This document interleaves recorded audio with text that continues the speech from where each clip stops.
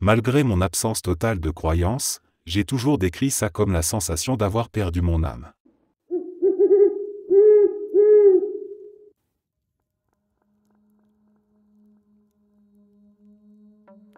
Quand j'étais ado, j'avais un ami très proche. On avait 12, 13 ans, et on passait tout notre temps ensemble. Puis on est parti dans des lycées différents et on a fini par perdre contact. Rien de dramatique, juste la vie qui nous entraîne. Pourtant, quelque chose a continué de nous relier d'une façon étrange. Avec ce garçon, il m'arrive un phénomène que je n'ai jamais vécu avec personne d'autre.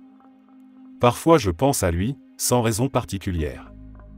Une pensée rapide, un souvenir, une envie soudaine de lui écrire. Et presque à chaque fois, dans les minutes qui suivent, je reçois un message de sa part. Pas un simple coucou planifié ou une coïncidence classique. Un vrai message sorti de nulle part, comme s'il avait ressenti exactement le même instant que moi. Une fois, nous n'avions pas parlé depuis presque un an. Je me suis surpris à me dire que je devrais reprendre contact. 10 minutes plus tard, je reçois une notification. Son nom sur l'écran. Je lui ai demandé ce qui lui avait pris d'écrire après tout ce temps. Il m'a répondu qu'il avait senti une sensation étrange, une sorte de vague intérieure qui l'avait poussé à envoyer un message sans réfléchir. Une intuition pressante, presque urgente selon ses mots. Cela n'a jamais fonctionné avec qui que ce soit d'autre.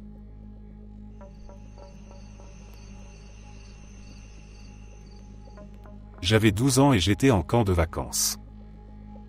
Une soirée d'été tranquille, la nuit tombait et j'étais allé me brosser les dents au sanitaire. En sortant, j'ai vu un Springer Spaniel reniflant au pied d'un arbre. Curieux, parce que personne au camp n'avait de chien. Je me suis dit qu'un animateur était peut-être arrivé tard avec son chien.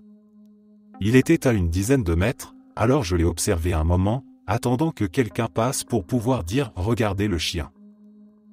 Personne n'est venu. Le chien a continué à trottiner en reniflant, s'éloignant vers les champs, puis vers un petit chemin forestier. Ça ne me paraissait pas tard, et je savais que les adultes n'étaient pas loin, donc je l'ai suivi. Il est entré dans la forêt, sous des ifs tordus et sombres, et très vite j'ai réalisé que j'avais fait une erreur. On nous répétait tout le temps de ne pas s'éloigner, et je m'étais cru trop malin pour me perdre. Mais là j'étais seul dans la forêt au crépuscule et tout devenait sinistre. Les arbres ressemblaient à des silhouettes. Je pensais à hurler pour qu'on me retrouve ou à courir en sens inverse. À 12 ans, ça paraissait être un vrai danger. Soudain, le chien a fait wouf. Un seul aboiement grave, venu de la poitrine. Il était figé sur le sentier, à quelques mètres devant moi, en position de chasse. Mon cœur battait si fort que je n'entendais plus rien. Impossible de bouger.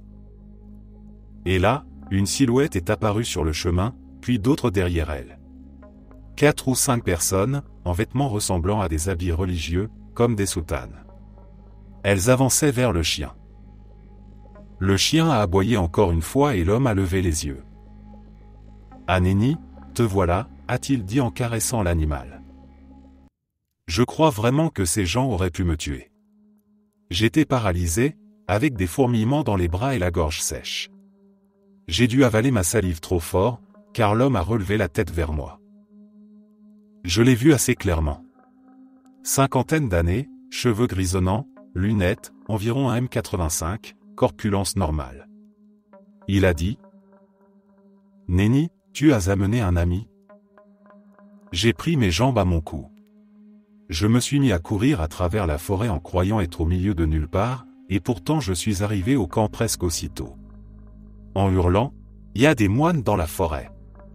Des moines dans la forêt !»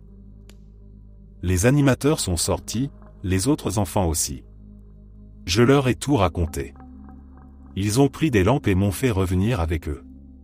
Avec le recul, ce n'était peut-être pas la meilleure idée, mais les animateurs étaient eux-mêmes des ados. Bien sûr, arrivés sur place, plus rien. Ils ont organisé des recherches, personne n'a rien trouvé. J'ai dormi dans un dortoir cette nuit-là, sans vraiment dormir. Le lendemain il y a eu d'autres recherches, même la police a été consultée. On m'a cru, ils ont pris ça au sérieux. Mais jamais personne n'a trouvé de moine ni de chien nommé Nenni. Beaucoup ont dit que j'avais du mal entendre, que c'était sûrement Jenny ou Pani. Mais pour moi, c'était Nenni. Plus tard j'ai déménagé à l'autre bout du pays. Des années après, j'ai adopté un Springer. Elle avait un prénom ridicule comme en donnent ceux qui ne se soucient pas trop de leurs animaux. Un jour, en plaisantant, je l'ai appelée Nenni. Elle a remué la queue, ravie. Ma femme connaissait déjà l'histoire, et ça l'a fait rire que j'appelle le chien comme ça. Il y a peu, ma sœur m'a envoyé une photo de moi à un barbecue, avec comme légende « Je n'en reviens pas comme tu as vieilli ». J'ai regardé cette photo longtemps. C'était moi. Mais j'avais grandi pour devenir le moine dans la forêt. Encore aujourd'hui, je ne sais pas quoi faire de ce souvenir.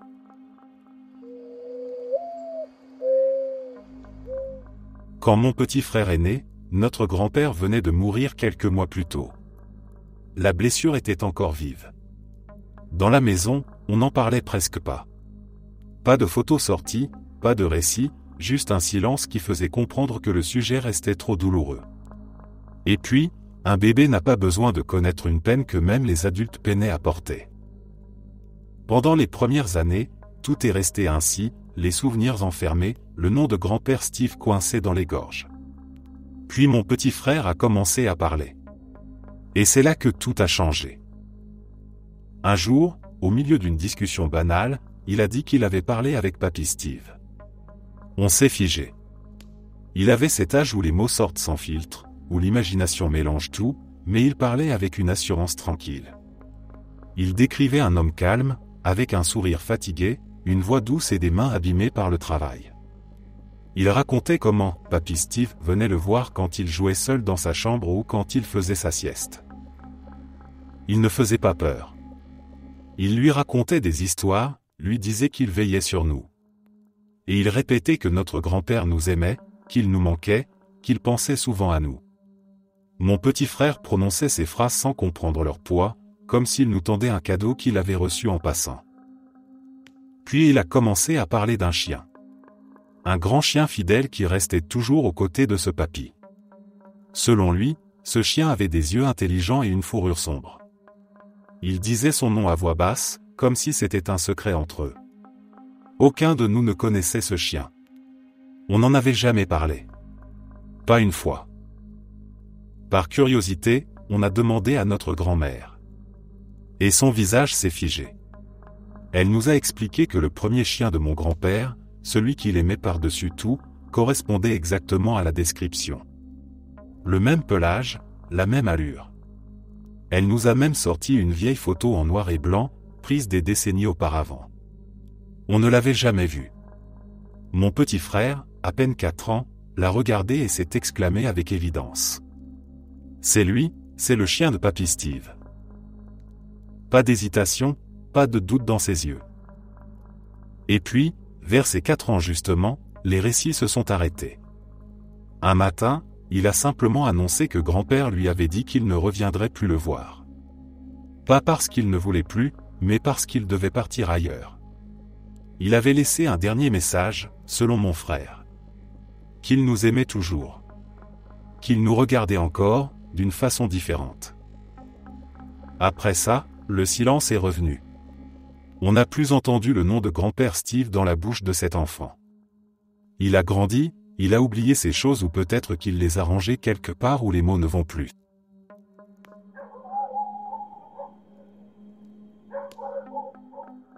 J'avais l'habitude de passer parfois dans un pub à Dublin, toujours plus ou moins à la même heure. Une semaine après ma dernière visite, je marchais dans cette rue en fin de soirée. Rien d'extraordinaire, juste le froid léger, l'odeur de bière qui flottait encore, les voix étouffées derrière les murs. En arrivant près de l'entrée, j'ai ralenti sans savoir pourquoi. Un homme était là. Il fumait sa cigarette, appuyé contre le mur, exactement comme je l'aurais fait. Ses vêtements étaient les mêmes que ceux que j'avais l'habitude de porter à cette période, même coupe, même couleur. Sa posture, son air distrait, la façon dont il tenait sa cigarette entre 2 doigts, tout correspondait. J'ai senti une étrange familiarité, comme si je regardais un souvenir s'animer devant moi. Il levait la tête par moments et scrutait la rue d'un air absent, puis tirait une bouffée lente. Son expression m'a frappé. Cette manière de se tenir, légèrement penché, une jambe repliée contre le mur, c'était exactement moi. J'aurais pu me voir dans un miroir placé à un autre endroit du temps. Aucun doute. On aurait juré que j'assistais à une répétition de ma propre vie, comme si la rue avait décidé de me rejouer un moment passé. Je n'ai pas cherché à lui parler. Je suis resté à distance, immobile, à essayer de comprendre ce que je regardais. Il n'y avait ni gêne ni peur, juste cette impression étrange que la réalité venait de se dédoubler. Puis il a écrasé sa cigarette du bout du pied, a ajusté le col de sa veste, et est rentré dans le pub avec la même démarche que moi.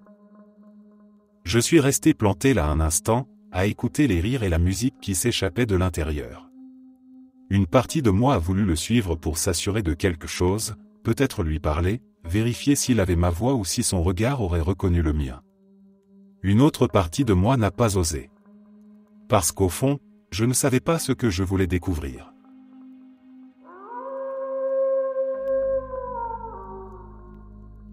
On est remonté 15 ans en arrière. Mes parents cherchaient un terrain pour construire une maison, un endroit paisible, un coin de forêt où l'on pourrait imaginer une nouvelle vie. Ce terrain-là était reculé, entouré d'arbres serrés, un silence vert profond où même le vent semblait marcher sur la pointe des pieds. On a pénétré sur la propriété en voiture, avançant lentement sur un chemin de terre. Plus on s'enfonçait, plus la forêt semblait refermer ses branches autour de nous. Puis on a atteint une clairière, l'endroit exact où, selon les plans, la maison pourrait être construite. Et là, la scène qui nous attendait n'avait rien à voir avec des arbres ou des tracés de fondation. Au milieu de cette clairière, il y avait des gens. Pas simplement déguisés pour une fête ou un événement. Ils étaient vêtus comme des créatures sorties d'un autre monde. Des ailes translucides, des vêtements faits de voiles, de tissus irisés, de guirlandes végétales. Cette silhouette immobile, dispersées comme si elles avaient été en plein rituel, ou en train de poser pour une photo invisible. Aucun bruit. Pas un rire, pas un murmure. Juste ce tableau figé au milieu du bois. Le cœur a fait un bond. Rien ne semblait menaçant, pourtant la scène avait quelque chose d'irréel, comme si nous étions tombés par hasard dans un endroit que nous n'étions pas censés voir. Mes parents ont fait demi-tour immédiatement. Pas de cris, pas d'échange, seulement ce réflexe instinctif de partir. On a regardé une dernière fois derrière nous. Plus personne.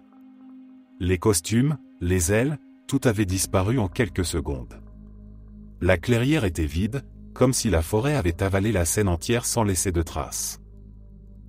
On n'en a pas parlé sur le moment. C'était trop étrange, trop hors de tout contexte. Plus tard, en rentrant, on a essayé de rationaliser. Peut-être un groupe de cosplay perdu dans les bois. Peut-être un tournage amateur. Peut-être quelqu'un faisait des photos. Pourtant, aucun bruit de voiture, aucune route proche, aucun matériel, aucune logique. Et cette disparition soudaine, impossible à caler dans une explication simple.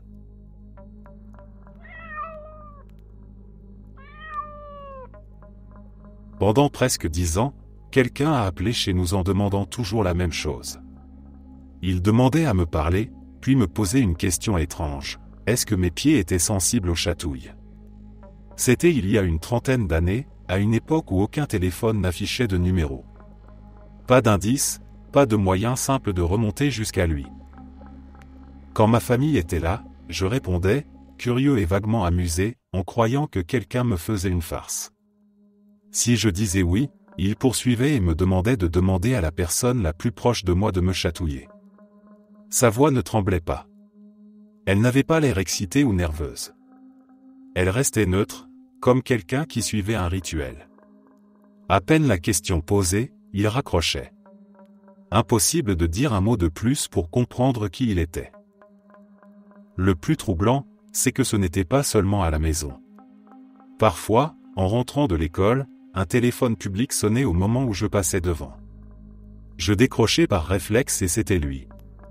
Toujours la même demande, le même ton posé, comme si nos vies suivaient un fil que lui seul connaissait. Avec le temps, sa voix est devenue familière, sans jamais devenir rassurante. Chaque appel donnait l'impression d'une présence invisible qui me suivait sans se montrer. Il ne menaçait jamais, ne criait pas, ne riait pas. Il posait sa question, attendait ma réponse, puis disparaissait. Aucun indice dans sa respiration ou dans son accent. Juste ce froid étrange que laisse une attention dont on ne comprend pas l'origine. Les années ont passé et les appels ont fini par s'arrêter. Aucun message final, aucune explication. Un jour la sonnerie a cessé d'être un piège, et le silence s'est installé comme si rien n'avait jamais existé. Pourtant le souvenir est resté net. 10 ans à entendre une voix inconnue, à sentir qu'un regard suivait mes déplacements jusque dans la rue.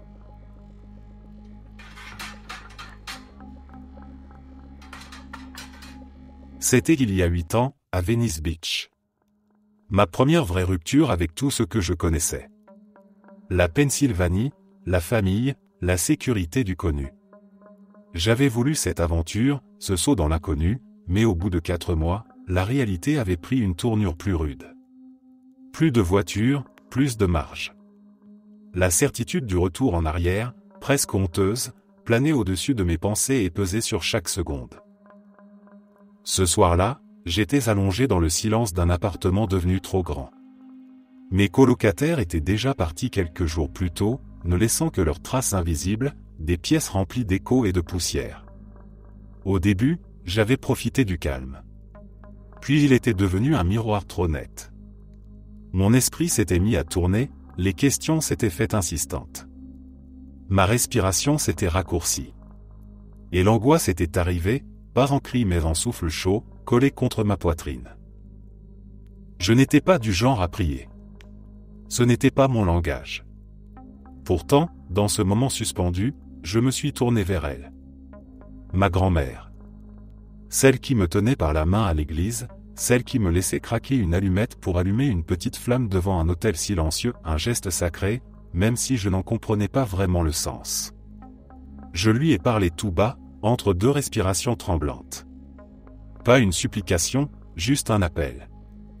Un besoin d'être entendu par quelqu'un qui m'aimait sans condition. Le temps a passé lentement. L'inquiétude s'est apaisée un peu. Puis il y a eu cette lumière. Une lueur irrégulière dans l'entrebâillement d'une porte. Pas de bruit. Pas de raison d'y retourner. Mais j'ai suivi cette pulsation lumineuse. Une porte s'est ouverte. Et là, une bougie. Nouvelle, droite, avec la flamme encore vive et fraîche. Je ne l'avais pas allumée. Personne d'autre n'était là. Aucun courant d'air. Aucun mouvement récent. Simplement une bougie en train de brûler doucement au milieu de la pièce vide. La scène n'avait rien de menaçant. Au contraire. Elle portait une douceur étrange, familière, presque tendre. Comme un murmure du passé revenu poser une main sur mon épaule. Une simple flamme, offerte en réponse à un murmure nocturne. Je n'ai pas crié. Je n'ai pas cherché d'explication immédiate. J'ai simplement observé cette lueur qui dansait, comme celle que je faisais vivre enfant, à côté d'elle, le cœur léger dans une église silencieuse. Il y a des gestes qui traversent le temps. Des liens qui ne se laissent pas dissoudre par l'absence. Je suis rentré en Pennsylvanie ensuite. La vie a continué. Mais j'ai gardé ce souvenir-là, fragile et lumineux, comme un petit phare intérieur. Une flamme apparut pour me dire que je n'étais pas seul dans cette nuit-là.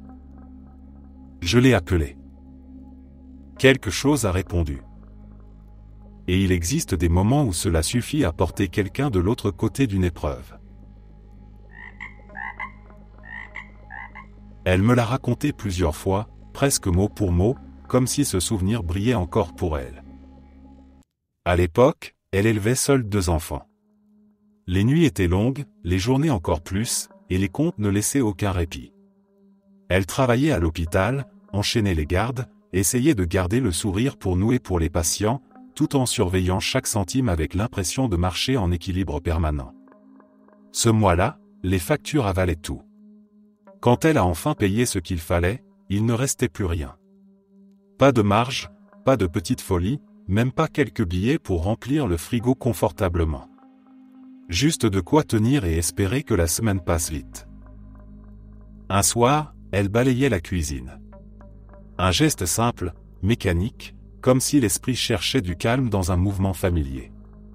Le silence de la maison avait cette lourdeur étrange que seules les périodes difficiles savent donner. Elle a soufflé, puis elle a murmuré une courte prière. Pas une supplication dramatique, juste quelques mots timides adressés à quelque chose de plus grand qu'elle. Une demande honnête. Un peu d'aide. Un signe. Peu importe la forme. Elle a tourné le dos pour vider la pelle dans la poubelle. Le sac était déjà plein, le bord du plastique tiré jusqu'à presque craquer. Et pourtant, posé là, parfaitement visible, il y avait un billet tout neuf. 100 $. Bien net, bien placé, comme si quelqu'un l'avait déposé avec soin au sommet des déchets. Elle s'est figée, balai encore en main. Elle a regardé autour d'elle, cherché une explication. Personne d'autre ne vivait dans cette maison. Pas de visite, pas de voisins passés discrètement.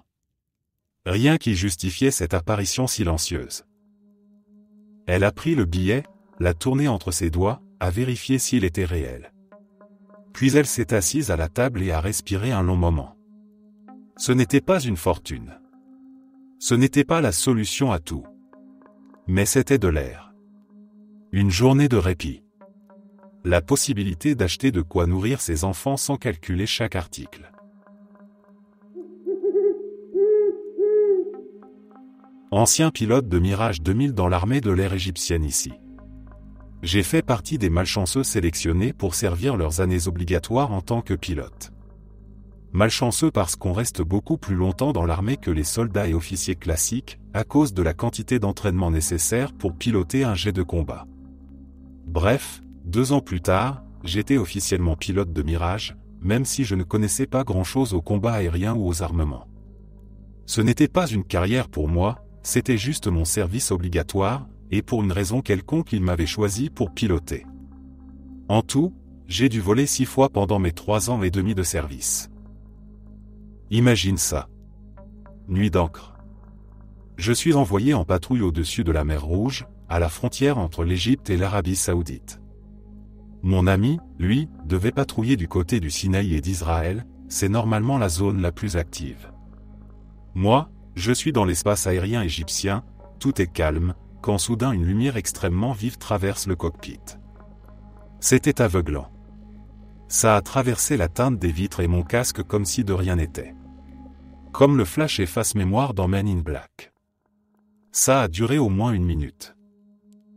J'étais sur le point d'appeler la tour pour signaler ça quand l'opérateur radio s'est mis à parler très vite, sur un ton paniqué, presque en criant, et je le comprenais à peine à cause des interférences.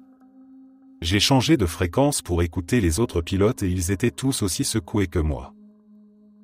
30 minutes plus tard, une voix beaucoup plus calme nous a ordonné d'atterrir immédiatement parce qu'une urgence était en cours d'investigation par des pilotes plus expérimentés.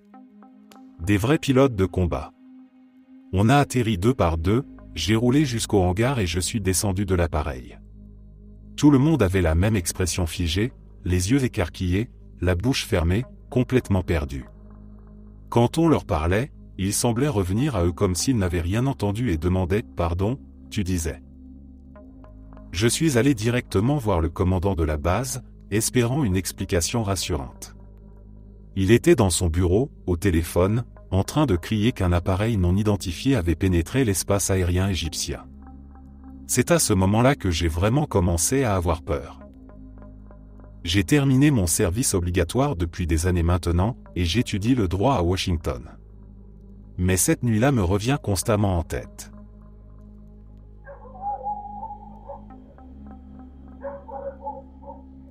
Une nuit, j'ai rêvé qu'une ancienne collègue, Amia, avec qui je parle très rarement, était enceinte. Dans le rêve, j'étais de retour dans mon ancien bureau et on m'expliquait que j'allais la remplacer pendant son congé. J'étais paniqué et je disais « Ah non, hors de question, j'ai quitté cet endroit l'an dernier, je suis dans une nouvelle boîte maintenant. » Elle est arrivée, très enceinte, en disant « Allez, c'est juste le temps de mon congé maternité. » J'en ai parlé à mon mari parce que c'était trop bizarre et on en a rigolé, en disant que ce serait l'horreur que je doive retourner bosser là-bas après en être enfin parti. Peut-être une semaine plus tard, j'ai rêvé qu'une autre amie 2, avec qui je parle très peu aussi, était enceinte elle aussi. La semaine suivante, je tombe par hasard sur amie 1 et je plaisante en lui racontant mon rêve où elle était enceinte. Elle me regarde avec de grands yeux et me dit qu'elle l'est vraiment, qu'elle n'a encore rien annoncé à personne, qu'elle attendait. Je rigole, puis j'en parle plus tard à mon mari. Il rigole aussi et me dit « Et t'as pas rêvé qu'Amie 2 était enceinte ? Tu devrais l'appeler A. » Ce qui rendait la blague encore mieux, c'est qu'Amie 2 à mon âge, on a toutes les deux des enfants plus grands, on est bien trop vieilles pour recommencer. Donc je laisse tomber. Le lendemain, sur la route, un peu ennuyé, j'appelle Amie 2 pour lui raconter le rêve et la blague de mon mari. Il s'avère qu'elle aussi est enceinte. Et que non plus ne l'avait encore dit à personne, car il faisait d'abord des examens, écho, amniosynthèse, tout ça, à cause de son âge. Complètement fou.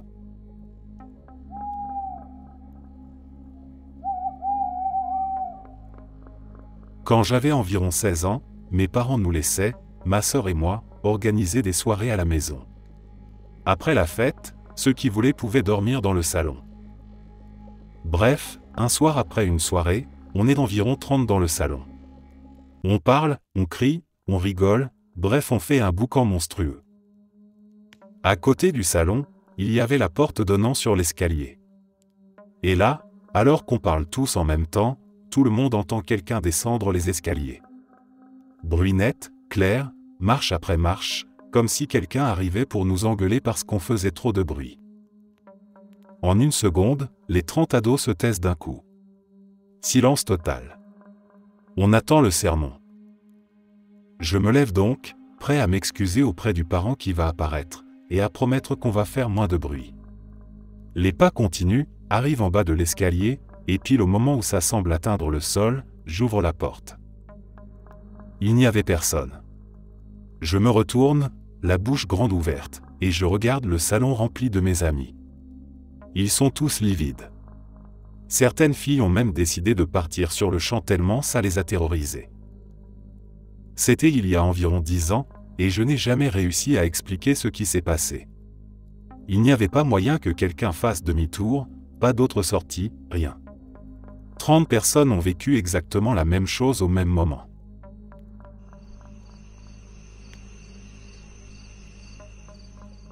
Je traversais une courte période de dépression il y a quelques années, une période vraiment difficile de ma vie. Ma famille se préparait pour aller à un barbecue. J'étais en train de me brosser les dents et, soudain, du coin de l'œil, j'ai vu le torse et le bras d'un homme en chemise à carreaux bleus et vertes. Je n'ai pas vu son visage, mais j'ai l'impression qu'il a posé sa main sur mon avant-bras gauche. J'ai levé les yeux et il n'y avait rien. Ça m'a glacé. Ma mère, très catholique, m'a donné un chapelet pour me protéger, au cas où. Je l'ai pris avec moi en partant. Dans la voiture, j'ai été submergé par une fatigue étrange, presque irréelle, comme un état de rêve éveillé, suivi de pensées sombres qui m'ont profondément troublé. Puis, tout à coup, j'ai ressenti une paix intense, absolue, et mon esprit est devenu parfaitement clair. J'avais l'impression que si je mourais à cet instant, ce serait acceptable. Je n'étais pas suicidaire et je ne voulais pas mourir. Mais j'étais totalement en paix avec l'idée. Comme si tout était parfaitement en ordre. Après ça, ma santé mentale s'est améliorée. Je me sens plus solide aujourd'hui, plus aligné mentalement. Je ne sais toujours pas ce que c'était. Peut-être quelque chose de surnaturel, peut-être une hallucination, ou peut-être rien du tout. Ça ne m'est jamais arrivé depuis, et je vais beaucoup mieux maintenant.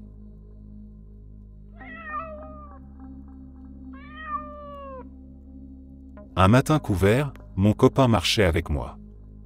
Il avait quelques pas d'avance et, alors que je le rattrapais, il s'est figé net. Il regardait le ciel et a pointé du doigt. « Chérie, c'est quoi ça ?»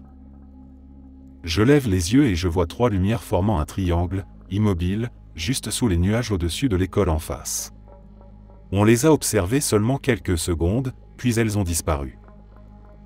Au début j'ai cru que c'était peut-être une tour ou quelque chose que je n'avais jamais remarqué. Jusqu'au moment où ça est parti d'un coup vers le haut, droit dans les nuages. Je pense que c'était peut-être un genre de drone de surveillance. Ce n'était pas énorme, mais pas minuscule non plus. Si je devais deviner, je dirais que les lumières étaient espacées d'environ 60 à 80 cm. C'est ce qui m'est venu en tête immédiatement. Mais connaissant ses peurs, je me suis amusé à lui dire que c'était des extraterrestres. On ne sait toujours pas ce que c'était, ni pourquoi un drone se serait trouvé là à ce moment-là. Il n'y a presque jamais personne dans ce coin si tôt le matin, et à cette heure-là la plupart des gens dorment encore. Qu'est-ce qu'on a vu au juste ?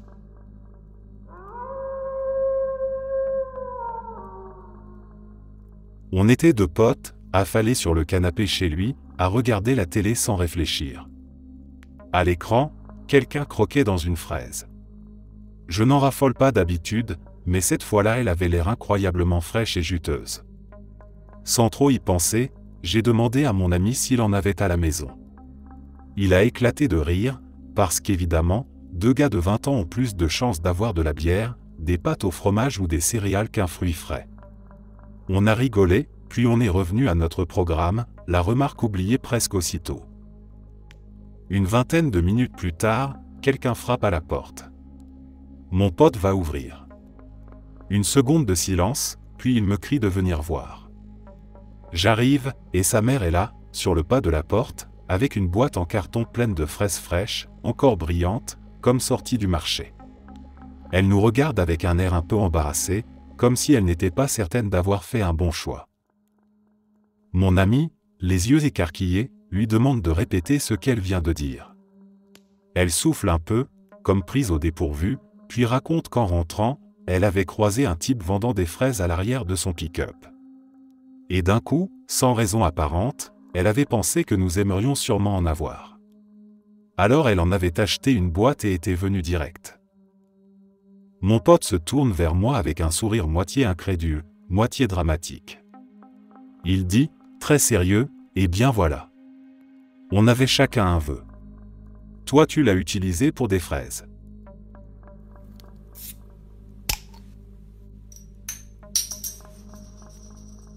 C'était une période encore lourde, où chaque courrier, chaque coup de fil, chaque objet déplacé dans la maison faisait remonter une vague d'émotions. On essayait de comprendre comment avancer, comment organiser les choses, comment respirer dans ce silence neuf laissé par un père absent. Et puis ce colis est arrivé. Rien de spécial au premier regard, une simple enveloppe postale, assez plate. L'adresse du domicile écrite correctement, mais un nom qui n'appartenait à personne de la famille. Même pas proche. Pas une erreur de lettre ou un voisin proche qui aurait pu justifier la confusion. Un nom étranger, presque inventé. L'expéditeur aussi était inconnu, de l'autre côté du pays, sans lien évident avec vos vies. Vous avez ouvert le paquet et trouvé un t-shirt. À la taille exacte de ta sœur. Et pas un motif banal. Des carlins. Son chien préféré, son petit univers. Pas un symbole neutre, pas un hasard banal comme un t-shirt uni ou un slogan générique. Un objet qui semblait écrit pour elle, comme si quelqu'un, quelque part, avait choisi ce cadeau avec une attention intime. Le genre de coïncidence qui, dans une période ordinaire, ferait sourire puis passer à autre chose. Mais dans le contexte où vos nerfs étaient à vif, où chaque signe semblait chargé, ça a pris une autre dimension. Une impression douce et étrange à la fois. Comme si la frontière entre hasard et intention s'était brouillée l'espace d'un moment. Vous avez hésité. Est-ce qu'il fallait le renvoyer ? Chercher le vrai destinataire ? Se dire que ce n'était pas pour vous et que le destin n'a rien à voir là-dedans ? Ou au contraire, accepter ce petit mystère comme une bulle de douceur dans un temps difficile ? La vie est pleine d'événements logiques. On peut souvent retrouver la trace d'un colis, d'une erreur informatique, d'un mélange dans un entrepôt. Mais parfois, certains objets arrivent au moment exact où ils trouvent une famille qui a besoin d'un signe, même minuscule, pour se sentir moins abandonné. Était-ce un cadeau pour votre sœur ? Probablement pas. Était-ce destiné à quelqu'un d'autre ? Sans doute. Pourtant il est arrivé chez vous, posé entre 2 jours de chagrin, comme un clin d'œil du hasard ou de quelque chose de plus tendre. Je crois que ce genre de moments n'appelle pas toujours une réponse. Ils offrent une sensation, pas une explication. Et souvent, il suffit de la recevoir.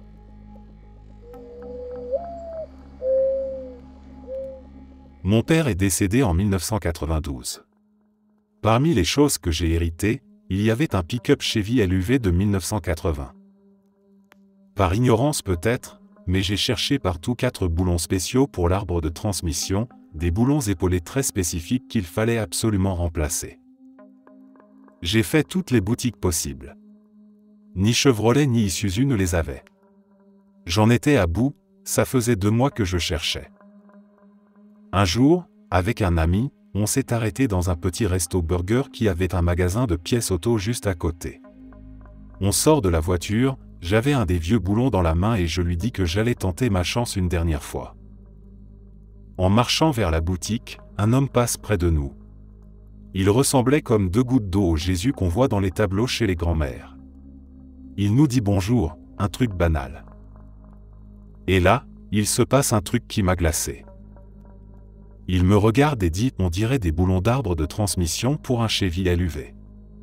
Vous devez avoir du mal à en trouver. » Il a vraiment dit du mal, rien de vulgaire, très posé. Puis il ajoute « Venez, je crois que j'en ai dans mon camion. » On le suit. Il ouvre un seau de 5 gallons posé à l'arrière. Il fouille dedans et me tend 4 boulons parfaits, exactement ce qu'il me fallait. J'en suis resté bouche bée. J'ai essayé de le payer ou au moins de lui offrir un burger, mais il a refusé. Il a seulement dit « Aidez quelqu'un d'autre si un jour vous en avez l'occasion. » C'était il y a 28 ans et je m'en souviens comme si c'était hier.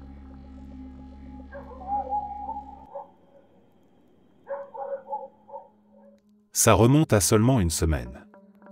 Je travaillais comme d'habitude, tournée du soir, le genre de shift où la ville commence à se calmer et où les lumières des maisons remplacent doucement celles du jour. Il devait être autour de 19h, le ciel déjà noir, assez clair pourtant pour laisser apparaître les étoiles. J'aime lever les yeux quand j'ai une seconde entre 2 livraisons. Ça me recentre. Ça me rappelle que je ne suis qu'un petit point qui bouge dans tout ça. Je lève la tête, donc. Et là, je vois une étoile qui bouge. Rien d'extraordinaire au début. Un avion, sûrement. Puis une deuxième. Et une troisième.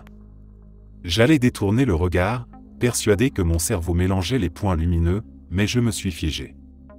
Je ne regardais pas un avion. Ni 2, ni même 3. Une ligne entière traversait le ciel. Parfaite. Alignée comme un fil tendu entre 2 mondes. 30 points lumineux au minimum, peut-être plus. Une procession silencieuse qui avançait lentement vers le nord-est. Des lumières blanches, fixes, aucune ne clignotait.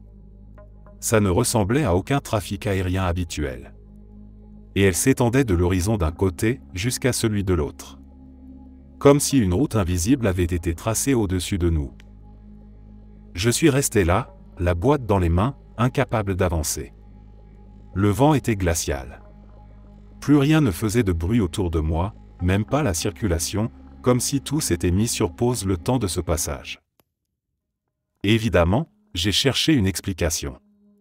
On vit près de bases militaires, à Colorado Springs. Peut-être un exercice nocturne. Peut-être des appareils que je ne connais pas. Mais jamais je n'ai vu une formation aussi longue, aussi régulière.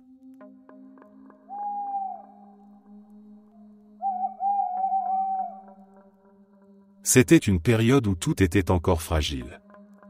Ma fille était petite, trop jeune pour comprendre ce que perdre veut dire vraiment, mais assez grande pour ressentir l'absence. Les adultes, nous, portions le poids en silence.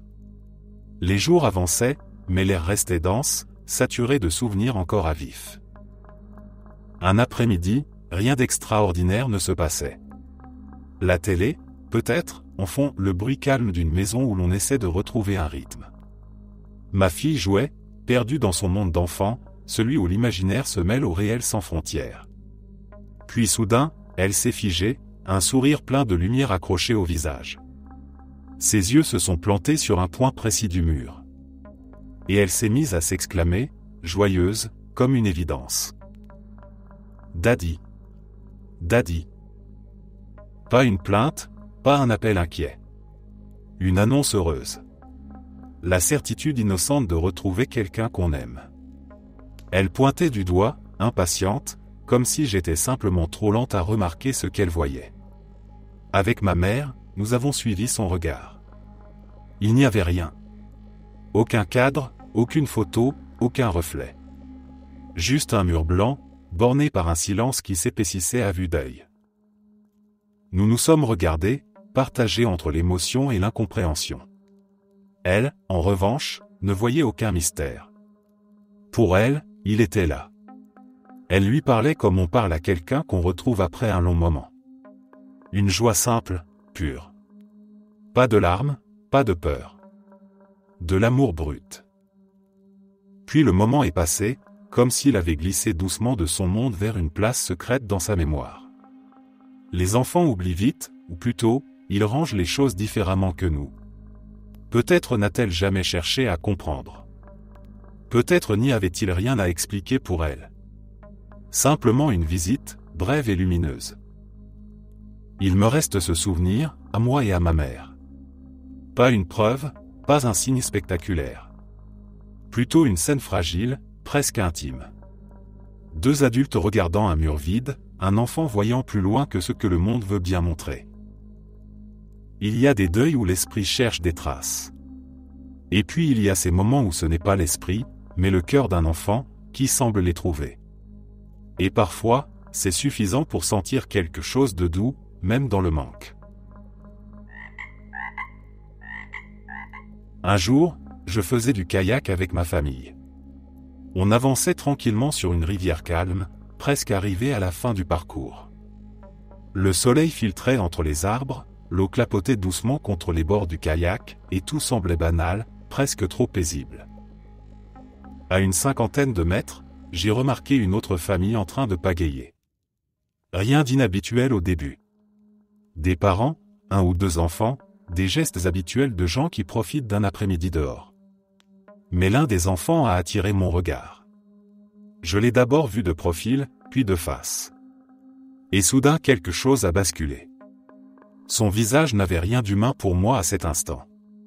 De grands yeux noirs sans pupilles, deux fentes pour un nez, et une sorte de museau descendu vers l'avant, avec un trou sombre au bout comme une cavité vide.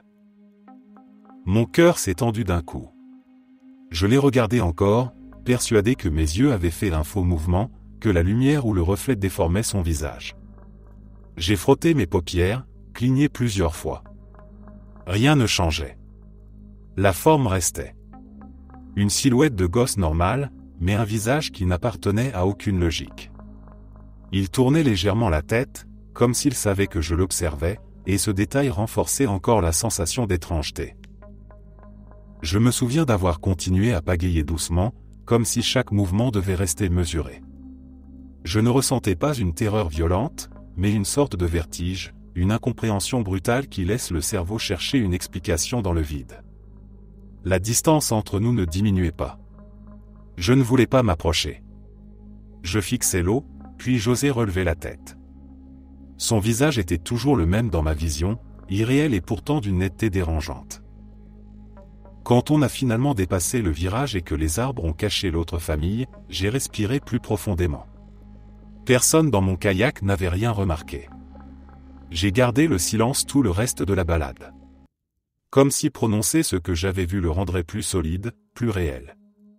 Sur le chemin du retour, j'ai essayé d'oublier, de ranger ça dans la case des illusions ou des reflets étranges sur l'eau.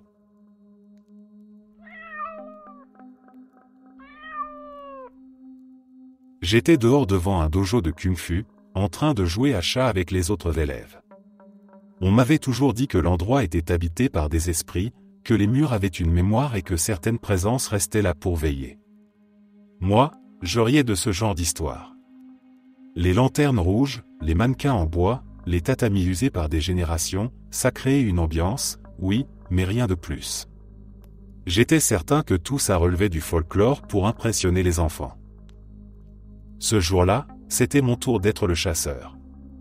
Je courais entre les bâtiments, le souffle court, persuadé que quelqu'un se cachait encore dehors. Et soudain, j'ai vu une silhouette filer entre deux murs. Rapide, décidé, le genre de mouvement qui déclenche immédiatement l'envie de poursuivre. Ni hésitation ni bruit. Une course fluide, nette. J'ai pris aussitôt la direction de cette forme, sûr d'avoir trouvé ma cible. Il n'y avait pas d'endroit où se cacher. Un passage étroit, quelques caisses, des portes fermées. J'ai fait le tour, scruté chaque recoin. Personne. Pas une respiration, pas un pas qui s'éloigne, rien. Juste le vent et le gravier sous mes baskets. Un peu confus, j'ai fait demi-tour et je suis entré dans le dojo.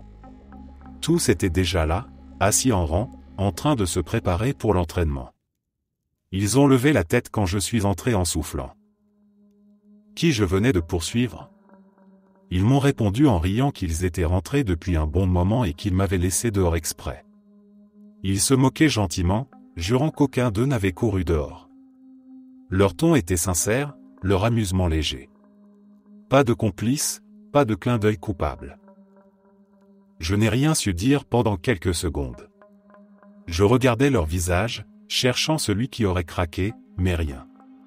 Tout le monde était là, immobile sur les tatamis, comme si le jeu n'avait jamais existé. Je me suis assis. Le bois du plancher grinçait légèrement sous mes pieds, et dans ce silence suspendu, la scène que je venais de vivre tournait encore dans ma tête. Ce n'était pas effrayant, juste déconcertant. Il y avait eu quelqu'un dehors. J'en étais sûr comme de ma propre respiration. Depuis ce jour, je n'affirme pas voir des fantômes partout. Je n'ai pas soudainement adopté toutes les histoires mystérieuses qu'on raconte dans les dojos ou ailleurs. Mais ce moment s'est accroché à moi comme une ombre qui ne veut pas se dissiper. Une silhouette sans nom, une présence sans explication, surgit entre deux murs et disparut dans l'air chaud d'un après-midi. Je ne dis pas que je crois pleinement aux esprits. Mais depuis, je ne dis plus que je n'y crois pas non plus.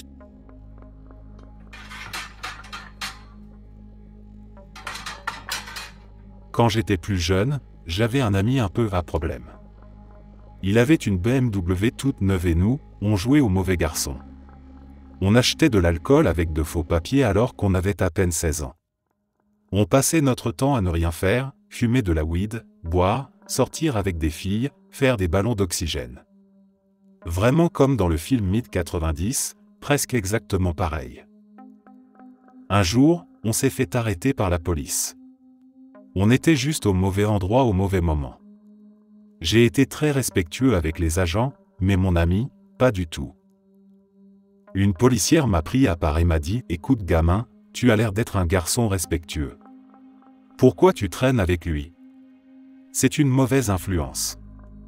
La prochaine fois qu'il veut te voir, réfléchis bien. » Le vendredi suivant, il m'a dit qu'il allait passer me prendre pour aller acheter de l'alcool et retrouver des filles. Je lui ai répondu que je ne pouvais pas sortir ce soir-là, que je devais rester chez moi.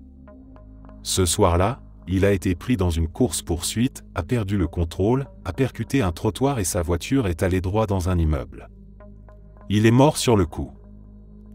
Quelques semaines plus tard, je suis retombé par hasard sur cette policière. Elle a plaisanté en disant que ce n'était jamais bon signe si elle me croisait trop souvent. J'ai fondu en larmes et je l'ai serrée dans mes bras. J'avais vraiment l'impression qu'elle m'avait sauvé la vie. Elle avait l'air surprise et je lui ai expliqué ce qui s'était passé. Ça m'a profondément marqué très jeune.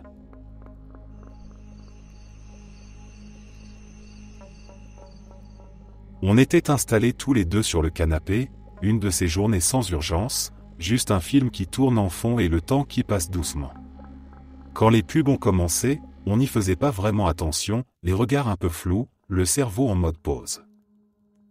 Puis soudain, une image a attiré notre œil. Un paysage. Une lumière particulière. Des bâtiments familiers. On s'est regardé, presque en simultané, avec ce petit sursaut de reconnaissance. On connaissait cet endroit. Pas juste une impression vague. On était convaincus d'y avoir déjà marché, d'y avoir pris des photos, de nous y être arrêtés un jour. On a même commencé à se rappeler des détails du voyage, comme si la mémoire se déroulait toute seule. Le temps de saisir la télécommande, on rembobine pour revoir la pub. Rien. Pas le moindre plan familier, aucune trace de ce décor. On avance, on recule, on repasse tout le bloc publicitaire. Silence dans le salon, puis ce murmure surpris. On aurait juré l'avoir vu. On en était sûr. On a continué quand même. Peut-être on avait cligné des yeux, peut-être on avait mélangé deux souvenirs différents. Pourtant une étrange sensation flottait. Ce n'était pas seulement la frustration de chercher une scène disparue. C'était comme si quelque chose avait glissé hors du monde juste au moment où on avait voulu le rattraper. On a fini par reprendre le film, mais l'ambiance avait changé. On ne parlait plus vraiment, chacun essayant de comprendre cette petite fissure dans notre journée. Ce n'était ni terrifiant ni dramatique. Juste un détail impossible à ranger dans la case du rationnel. Quelque chose aperçu, partagé, puis avalé par le vide. Encore aujourd'hui, quand l'un de nous y pense, on ressent ce même frisson discret. Deux personnes, un même souvenir soudain, un lieu précis, et aucune trace de la source. Parfois on plaisante dessus. Parfois on se tait en y repensant, parce que ce genre de moment laisse une impression étrange, subtile, qui reste longuement en arrière-plan.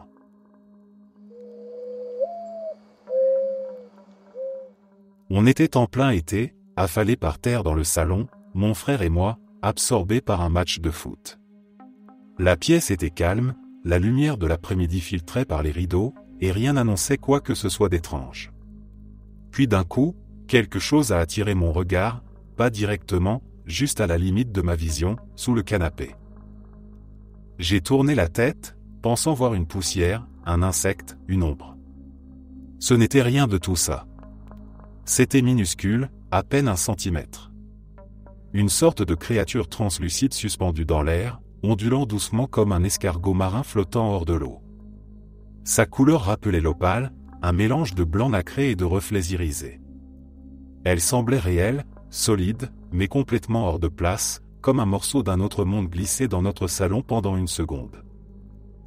Je l'ai fixée, incapable de parler, et au moment où je commençais à comprendre que je voyais vraiment quelque chose, elle a simplement disparu.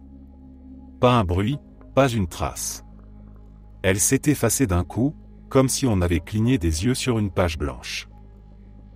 J'ai cru que mon cerveau me jouait un tour, que la lumière avait créé une illusion. Puis mon frère a tourné la tête vers moi, les yeux écarquillés. « Tu as vu ça ?» On a fouillé sous le canapé, autour, partout dans la pièce. Rien. Pas un mouvement, pas la moindre poussière en suspension. Tout avait l'air parfaitement normal, comme si la créature n'avait jamais existé. Plus tard, on a essayé de trouver des explications. Fatigue, illusion optique, reflet, quelque chose dans nos yeux. Certains parlent de migraine ou de phénomènes visuels. Sauf que je n'ai jamais eu ce genre de problème, et mon frère n'a commencé à en avoir que bien des années après. Et on n'était pas des gamins. 19 ans pour moi, 14 pour lui. Vif, lucide, bien éveillé. On n'a jamais revu quoi que ce soit de semblable.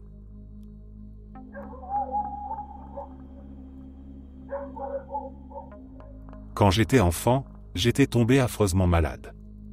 Une de ces maladies qui vous clouent littéralement au lit, sans force, sans voix, avec le corps qui semble peser des tonnes.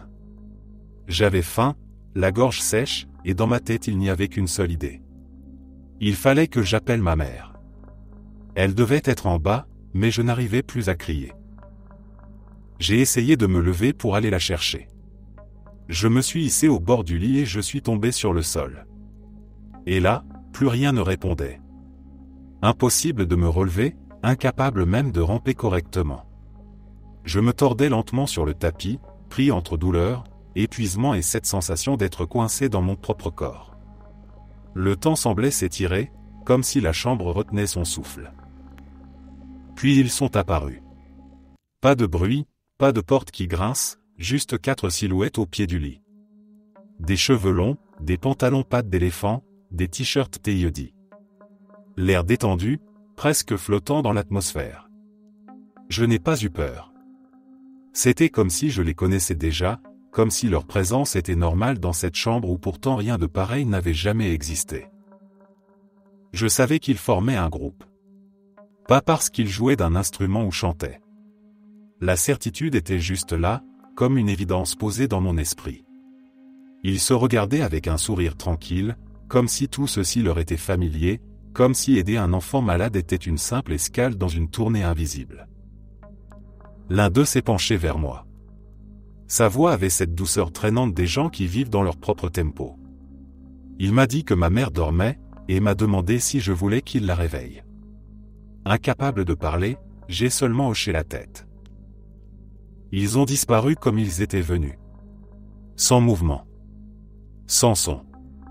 La chambre est redevenue silencieuse, avec seulement le grésillement lointain du radiateur et mon souffle hésitant. Quelques minutes plus tard, ma mère est entrée précipitamment, encore à moitié endormie, paniquée de m'entendre gémir sur le sol. Elle m'a aidé à revenir dans le lit, m'a donné de l'eau, a vérifié ma fièvre. Je n'ai rien dit sur ce que je venais de voir. Il y avait quelque chose de trop fragile, trop étrange dans cet instant pour le briser avec des mots d'enfant. Avec le temps, ce souvenir n'a pas perdu sa netteté. Je me rappelle encore leurs vêtements délavés, leur sourire doux, l'énergie paisible qui les entourait. On dit que l'esprit fabrique des visions quand le corps lutte, mais il y avait dans leur présence une chaleur réelle, une attention authentique.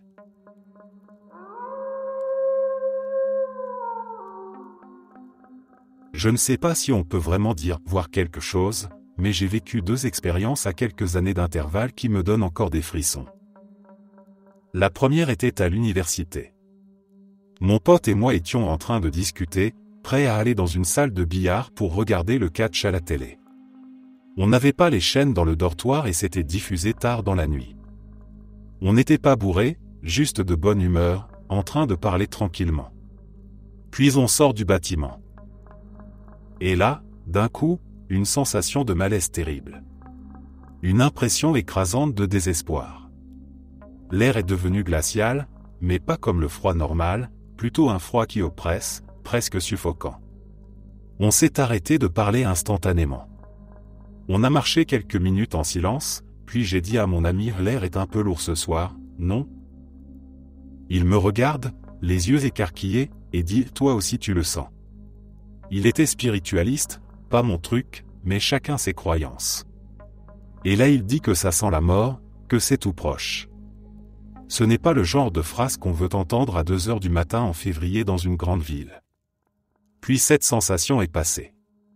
On est arrivé à la salle, on a regardé notre programme et on a oublié l'incident. Jusqu'à quelques jours plus tard. En rentrant au dortoir, je vois un cordon de police près d'un bâtiment abandonné où on était passé ce soir-là. J'ai demandé ce qu'il s'était passé et on m'a dit que plusieurs personnes sans abri avaient été retrouvées mortes de froid à l'intérieur. Probablement mortes depuis plusieurs jours. Je ne sais pas. Peut-être juste de la paranoïa. Mais j'y pense encore. La deuxième expérience est moins précise, mais le ressenti était encore pire. J'étais en vacances en Europe centrale avec des amis. Ce n'était pas un endroit dangereux, au contraire, près d'un grand lac, plein d'auberges et de touristes. On sort se balader, on s'éloigne un peu pour chercher un endroit où manger. On se retrouve dans une sorte de quartier résidentiel bizarre, un peu perdu. Et petit à petit, je ressens la même sensation que la nuit de l'université. Seulement cette fois, c'était puissance 10. Plus on avançait, plus je me sentais mal. Pas juste de l'angoisse. Un désespoir profond, comme si toute lumière intérieure s'éteignait. J'avais envie de pleurer sans raison. Mes lèvres étaient sèches, mon estomac noué. La sensation d'être observé, mais amplifiée à un point difficile à décrire. Mes amis, eux, ne remarquaient rien du tout. On s'est arrêté en se disant qu'on ne trouverait rien dans ce coin, qu'il valait mieux faire demi-tour. Je n'ai presque rien dit, je pouvais à peine parler. On a pris le chemin inversé, peu à peu, la sensation s'est dissipée. On a finalement passé une bonne soirée. Peut-être que tout ça n'était qu'une forme extrême de paranoïa. Mais rien que d'y repenser, ça me donne toujours la chair de poule.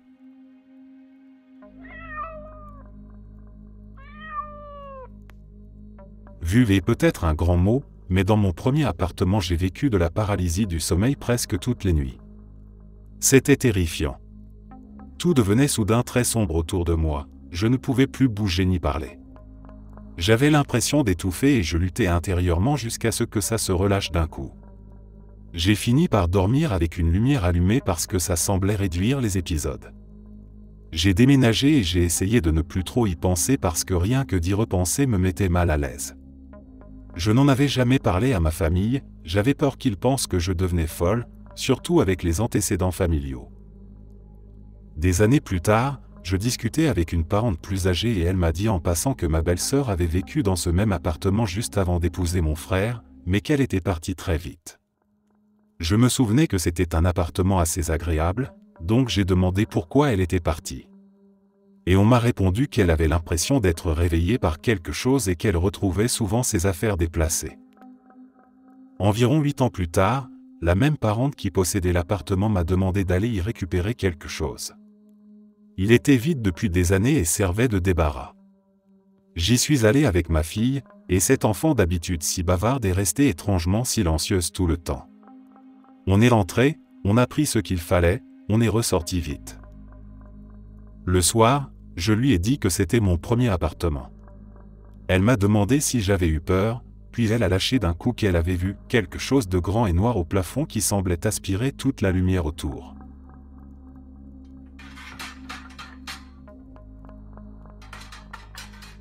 Quand j'étais petit, je jouais dans le jardin derrière la maison, juste à côté de la grange et du garage de mon père. Une journée banale, soleil, jouer dans l'herbe, rien d'extraordinaire. À cet âge-là, le monde paraît simple. On court, on creuse des trous, on invente des histoires, on ne s'attend pas à voir quelque chose d'étrange surgir dans le cadre familier de sa propre cour. En levant la tête, j'ai vu un van garé devant notre allée. Pas un véhicule de livraison ni une voiture de voisin. Un van aux vitres un peu trop sombres, stationné juste à la limite de notre terrain. La porte arrière était entrouverte et un type était là, accroupi à l'intérieur, appareil photo en main. Il prenait des photos en direction de la maison, du jardin, de la grange. Comme s'il cherchait quelque chose de précis. Pas un geste pressé, pas un air de touriste. Il savait ce qu'il faisait. J'ai appelé mon père sans réfléchir. À cet âge-là, on pense encore que les adultes peuvent tout régler. Il a levé la tête de ce qu'il faisait et son expression a changé d'un coup. Pas de question, pas d'hésitation. Il a attrapé la première chose qu'il avait sous la main, un grand manche de pelle, et l'a posé sur son épaule, comme s'il s'apprêtait à aller discuter calmement mais qu'il voulait être prêt à l'imprévu. Il s'est engagé dans l'allée, son pas rapide mais contrôlé. Et plus il avançait, plus je sentais quelque chose d'étrange naître en moi, comme une tension dans l'air. Notre maison était isolée, le genre d'endroit où on reconnaît immédiatement une voiture étrangère. On n'était pas dans un quartier où les gens se trompent d'adresse. Juste au moment où mon père arrivait à distance de voix, le van a démarré d'un coup. Porte qui claque, moteur qui rugit. Ils n'ont pas attendu qu'il parle, ni qu'il se rapproche davantage. Ils ont foncé, accélérant trop vite sur la route, comme des gens qui n'avaient aucune envie qu'on leur demande ce qu'ils faisaient. Mon père est resté debout à la fin de l'allée, regard figé vers le point où le véhicule avait disparu. Il n'a rien dit sur le moment. Juste ce silence chargé, le genre de silence qui marque plus qu'un discours. Dans ma tête d'enfant, tout ça s'est imprimé comme un souvenir net, presque cinématographique. Pourtant plus tard, en grandissant, chaque fois que j'ai demandé à mon père s'il se souvenait de cette histoire, il a répondu qu'il n'avait aucune idée de ce dont je parlais. Pas même un écho. Comme si rien de tout ça n'avait existé, comme si j'avais rêvé l'ensemble. Et c'est ça qui rend le souvenir étrange. Je me revois clairement dans l'herbe, je revois le van, l'homme, la pelle sur l'épaule, la fuite. Toutes les sensations sont intactes. Pourtant, le seul autre témoin ne s'en rappelle pas. Peut-être que c'était réellement un rêve. Peut-être que mon esprit d'enfant a mélangé des bribes de réalité avec une peur vague sortie de nulle part. Mais même aujourd'hui, quand j'y repense, certains détails reviennent trop nettement pour être juste un fantasme. J'ai vu, entendu et ressenti quelque chose, on va dire ça comme ça. L'école où je suis a été construite sur un ancien champ de bataille et un cimetière militaire à Bakou. J'habite à 5 minutes de l'Allemagne et, comme on peut s'en douter, il y a eu beaucoup de combats et de morts dans la région. Mais particulièrement autour de l'école, parce que c'était un point stratégique avec une tour d'observation. Donc gros passage de soldats, blessés, morts, tout ça. Bref, on a 3 salles de sport. 2 à l'étage et une au sous-sol. Celle du bas sert uniquement à la musculation, et je n'y étais jamais allé avant cette année parce que ce n'était jamais dans notre programme. Donc cette année on y va. Première impression, il y fait un froid glacial. Pas juste il fait frais, non, glacial, malgré les radiateurs allumés et le fait qu'on courait partout. Mais le plus étrange, c'est la sensation que quelqu'un poussait légèrement sur moi, comme une présence qui se penche contre toi. Je n'ai rien dit parce que je ne voulais pas passer pour un taré. Après 1 heure, quelqu'un demande au prof pourquoi il fait si froid et on ressent ça. Le prof répond calmement que c'est normal et que ça a toujours été comme ça, et qu'elle pense que c'est le vent. Puis bon, il y a eu 2 autres trucs bizarres. Des flashs blancs rapides dans un coin, et des bruits, comme si quelqu'un frappait contre les murs, ou comme quand on tapote du bout des phalanges sur une table en bois. Je n'ai toujours aucune explication. Ce n'était pas terrifiant, mais franchement, c'était bizarre.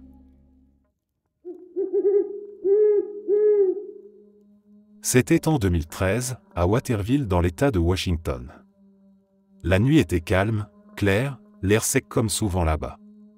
Rien d'exceptionnel, juste ce silence des petites villes rurales où on entend presque ses propres pas sur le trottoir. Et puis, dans ce ciel propre, une lumière rouge est apparue, immobile au début, comme une étoile trop vive pour être naturelle. Elle ne clignotait pas comme celle d'un avion, ne filait pas comme un satellite, ne vibrait pas comme une tour radio. Elle restait là, suspendue. Puis soudain elle s'est mise à bouger. Pas de trajectoire régulière, pas de ligne droite. Des mouvements subtils, comme des hésitations, des sursauts, des glissements lents dans une direction puis dans une autre, sans logique apparente. Ce n'était pas rapide, juste différent. Une présence plutôt qu'un objet. Au bout d'un moment, la lumière rouge a semblé s'affaiblir, puis s'est divisée ou transformée. À sa place, 3 lumières blanches se sont allumées, formant un triangle parfait, entièrement silencieux. Aucun bruit de moteur, aucun souffle d'hélice, rien qui aurait dû accompagner quelque chose de si visible dans le ciel. Elles restaient en formation comme si elles appartenaient à une même structure invisible, puis se déplaçaient avec une lenteur presque calculée. La scène dégageait une impression étrange, pas une peur aiguë, mais cette sensation profonde que quelque chose outrepasse ce qu'on connaît, qu'on observe un phénomène qui n'a pas été prévu par nos repères habituels. Comme si, le temps d'un instant, le ciel avait laissé passer quelque chose qui ne nous était pas destiné. Puis, d'un coup, les 3 points ont disparu. Pas de descente, pas de trajectoire d'éloignement. Juste rien, comme si la scène avait simplement été effacée.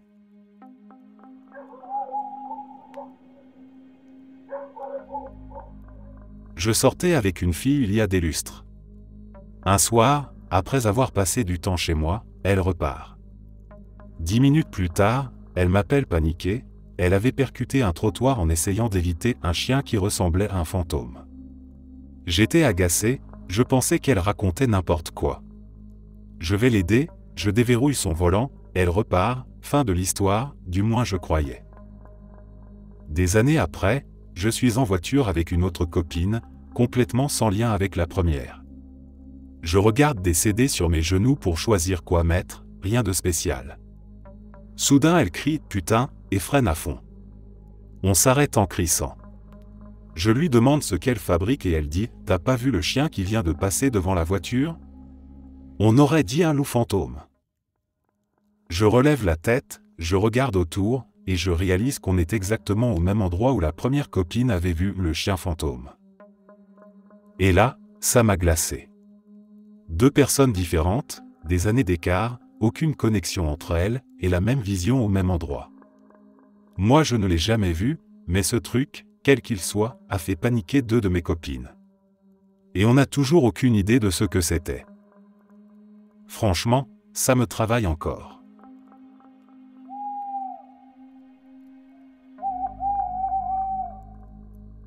Quand j'étais en CM1, une nuit comme les autres, je m'étais déjà couché. La chambre était plongée dans cette pénombre douce où les murs se dissolvent et où les couvertures deviennent un refuge. Je somnolais presque quand j'ai senti le matelas s'affaisser légèrement, comme si quelqu'un venait s'asseoir au bord du lit. J'ai ouvert les yeux et il était là. Un vieil homme aux traits doux, les mains posées sur ses genoux. Il souriait comme quelqu'un qui connaît déjà l'enfant devant lui, comme s'il était sûr d'être à sa place. Je n'ai pas eu peur. Il dégageait cette chaleur tranquille que seules les personnes âgées sont capables d'offrir, ce calme solide qui fait baisser les épaules et relâcher la respiration. Il a commencé à parler. Une voix grave mais rassurante, un ton patient, presque chantant. Il m'a raconté une histoire simple, quelque chose à propos d'un garçon qui suivait un sentier dans les bois et trouvait un arbre immense où vivaient des oiseaux qui parlaient.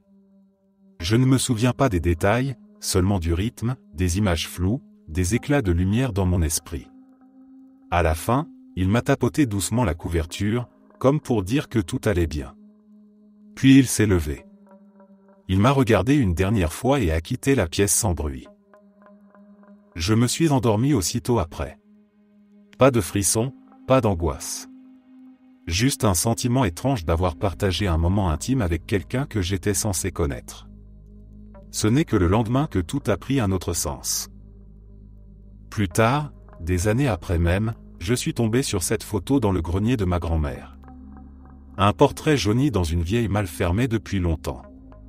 Et c'était lui.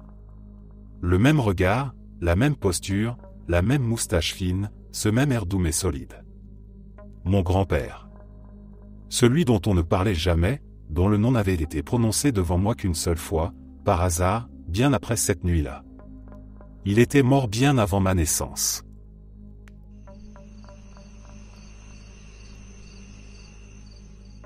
On était en voyage scolaire dans la région du Rhin, j'avais 13 ans. C'était le matin, l'air encore frais, et notre prof avait décidé qu'on devait faire une promenade le long du fleuve pour profiter de la culture locale. On aurait préféré dormir, mais on marchait en groupe, encore à moitié endormis, à discuter de tout et de rien. On était dans une zone bien aménagée, en plein centre, avec des bancs, des arbres plantés en ligne, des passerelles propres. Rien de bizarre, juste une matinée tranquille d'un voyage de classe. Je parlais avec mes amis quand j'ai remarqué une femme s'avancer vers une conduite qui sortait directement du mur au bord de l'eau. Je pensais qu'elle allait peut-être regarder quelque chose dans l'eau ou s'allumer une cigarette. Elle s'est accroupie, a baissé son pantalon, et a fait ses besoins dans cette ouverture, puis s'est rhabillée calmement et s'en est allée sans un regard derrière elle. Pas un mot, pas un geste pressé. Juste une action totalement absurde au milieu d'un endroit public où passent des groupes scolaires et des joggeurs. J'ai cligné des yeux, comme si mon cerveau cherchait à effacer ce que je venais de voir. J'ai regardé mes amis. Tous continuaient à marcher comme si de rien n'était, sauf un. Il m'a fixé avec le même regard halluciné que j'avais. On avait vraiment vu ça. On est resté silencieux un moment, complètement dépassé. La prof marchait devant nous en parlant d'histoire et d'architecture, sans avoir rien remarqué. On ne l'a jamais raconté aux adultes du voyage. On savait qu'ils ne nous croiraient pas. Pendant le reste de la journée, avec mon ami, on se jetait des regards incrédules, comme si on attendait que l'autre admette que tout était un rêve ou une hallucination collective. Mais non. C'était bien arrivé. Encore aujourd'hui, je ne me rappelle pas vraiment du musée qu'on a visité ensuite, ni du repas à l'auberge. Par contre, cette scène est restée gravée.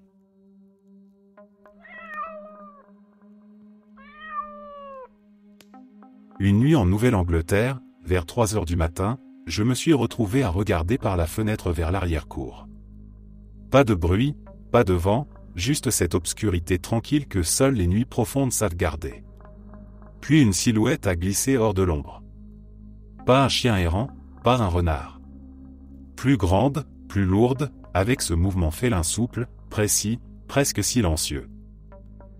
Elle avait la taille d'un labrador, mais rien dans sa démarche ne rappelait un chien. Le dos ondulait légèrement, les pattes se posaient avec prudence, et la queue suivait un rythme lent, équilibré. Un instinct très simple m'a frappé. Un instinct ancien, presque animal lui-même. Ça n'avait aucun sens. J'habite près de zones urbaines, pas dans une montagne isolée. Pourtant cette chose était là, avançant dans mon jardin comme si cet espace lui appartenait déjà. J'ai senti mon cœur se serrer. Pas d'explication logique, pas assez de lumière pour distinguer les détails, mais tout dans sa silhouette disait puissance, silence et danger. Je suis resté figé, observant cette masse glisser entre les ombres, jusqu'à ce qu'elle disparaisse derrière un tas de bois. Je n'ai pas osé ouvrir la porte ni même bouger le rideau. Juste cette impression qu'il suffisait d'un mouvement brusque pour attirer son attention. Et quelque chose me disait que ce n'était pas un animal pressé de fuir. Le lendemain matin, tout avait l'air normal. Pas de traces évidentes, pas un bruit. Le jardin était le même, mais je le regardais différemment, comme si le sol avait gardé un secret. On entend parfois des histoires de grands félins échappés à l'observation humaine, de bêtes qui restent en marge des villes, vivant juste assez près pour voler un territoire sans que personne ne les voie vraiment. Je n'ai jamais eu la preuve de ce que j'ai vu. Juste cette scène incrustée dans ma mémoire, cette démarche féline impossible à confondre.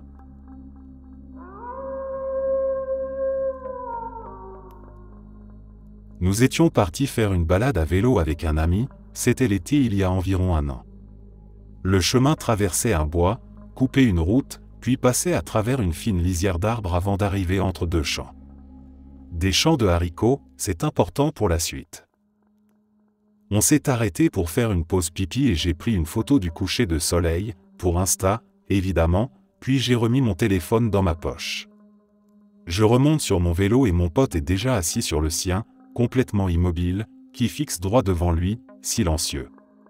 Il me pointe du doigt un homme en salopette et chapeau de paille qui marchait vers nous sur le chemin.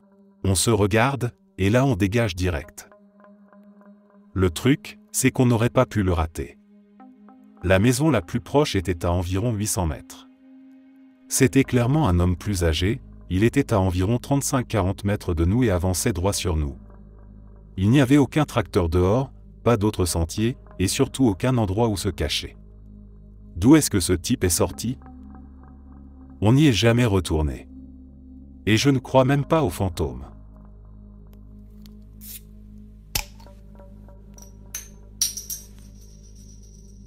On faisait souvent la route entre l'Utah et le Nevada quand j'étais gamin. Des heures de désert, de chaleur tremblante, d'asphalte qui semble fondre devant soi. La voiture vibrait doucement, l'air conditionné peinait, et l'horizon ressemblait toujours à un mirage. On voyait des antilopes, des lapins, des oiseaux qui traversaient au ras du sol. Rien de surprenant pour ces longs trajets. Un après-midi, sous un soleil écrasant, la route était déserte.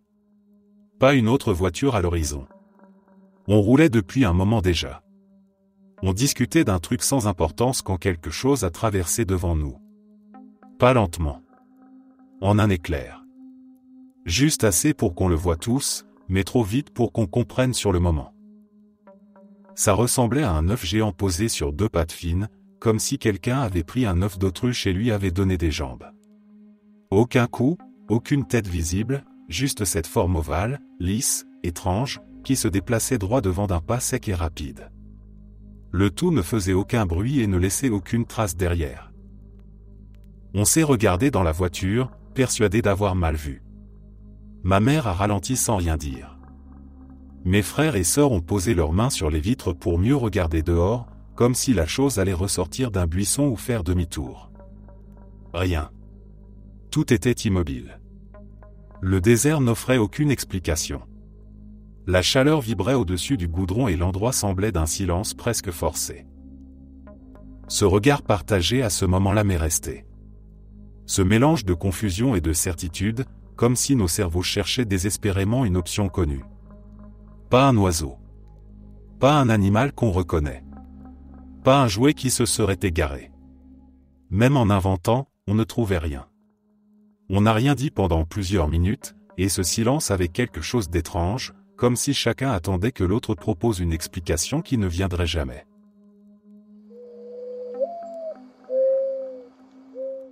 Je ne suis absolument pas spirituel et je ne crois pas aux voyants, aux fantômes, à la lecture de pensée, à la voyance, rien de tout ça. Mais il y a seulement quelques semaines, une situation m'a un peu ébranlé. J'avais pris le train pour faire une randonnée de plusieurs jours et camper, en arrivant finalement dans une ville que je n'avais visitée qu'une seule fois, brièvement, quelques années auparavant, le soir du feu de joie. En me dirigeant vers la gare, une femme d'âge moyen, tout à fait ordinaire, m'a arrêté. Elle m'a dit « Tu ne crois pas aux âmes ?» J'ai répondu « Quoi ?» Elle a poursuivi « Tu ne crois pas aux âmes. Mais tu sais aussi que tu as perdu la tienne. » Qu'est-ce que vous voulez dire ? Tu n'as absolument aucune aura. J'ai commencé à m'éloigner et elle a simplement haussé la voix pour me crier ça derrière. Tu as eu une intervention médicale sur ton cerveau, et ton âme est partie. Bien sûr, pour n'importe quel passant, ça sonnait comme le discours d'une folle. Mais il y a 15 ans, quand j'avais 18 ans, j'ai subi 16 séances de CT. Le nombre, la rapidité, l'âge, ça m'a laissé beaucoup de séquelles difficiles et durables, avec lesquelles je me bats encore aujourd'hui. Et l'un des sentiments les plus persistants, c'est cette impression que ce qui faisait que j'étais moi a disparu. Comme l'essence de moi-même, mon étincelle, s'était envolée. Je n'ai jamais su comment l'exprimer vraiment. Malgré mon absence totale de croyance, j'ai toujours décrit ça comme la sensation d'avoir perdu mon âme. Et entendre cette inconnue me le sortir ainsi, comme si elle avait regardé au fond de moi, m'a glacé. Merci d'être resté jusqu'à la fin. N'oubliez pas d'aimer la vidéo, de vous abonner et de partager vos propres histoires en commentaire. On se retrouve demain à la même heure devant ce feu.